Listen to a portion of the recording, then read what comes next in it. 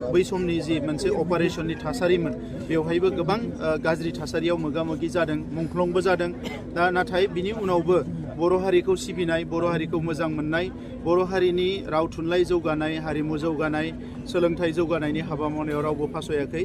सनितपुर जिल्लानि एबसु, सनितपुर जिल्लानि बर' साहित्य सभा, सनितपुर जिल्लानिफ्राय BLT, NDP गोबां बयबो खामानि मावबोदों। आं बयनोबो साबायखर बावदों, रायजो राजाफोरनो साबायखर बावदों आरो दिनै BTRआव बे गामिफ्रा मोनफा मोनफा हाबनायनि फारिलाइयाव दङ।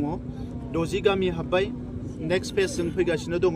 दा बेनि थाखाय आसामनि चिफ मिनिस्टार बिथाङा माखासे मन्थ्रिफोरखौ आरो दुलाराय बर' फरायसा आफादनि दैदेनगिरि गासैखौबो जयै बिबान होदों। बे हिसाबै माखासे गामिया इयुनाव हाबबावगोन। जिखिनि गामिया हाबबाय बे गामिफोरनि ससिय' इक'नमिक डेभेलपमेन्ट, इडुकेसन आरो कालचारेल डेभेलपमेन्टनि थाखाय जोङो माखासे खामानिफोरखौ अलरेडि जागायबाय।